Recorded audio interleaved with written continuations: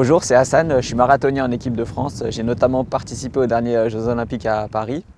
Et on va voir comment bien gérer l'aspect psychologique au niveau du sport. Alors pour gérer le stress avant une compétition, moi j'ai plusieurs moyens.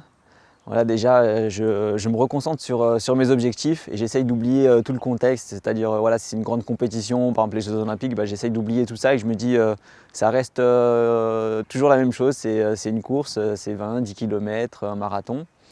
Et donc voilà, je me concentre que sur mes objectifs.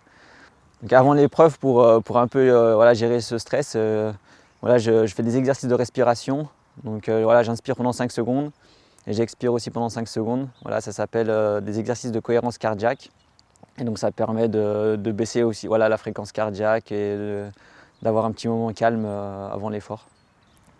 Alors pendant l'effort, voilà, pour stimuler un peu cet aspect mental, c'est bien pareil, je me remémore mes objectifs, voilà, comment s'est déroulée la préparation, tous les sacrifices que j'ai pu faire et voilà, je me dis que c'est le jour J, c'est maintenant où il faut tout donner.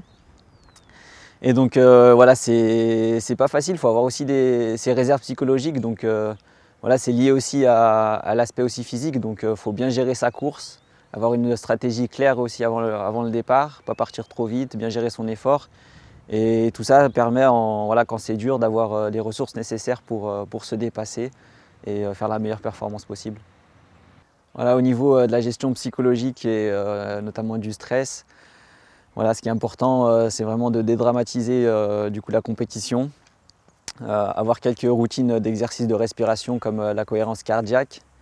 Et voilà, on en revient toujours aussi au plaisir, se faire plaisir, voilà, pas trop subir la pression extérieure et surtout voilà, faire sa pratique pour soi.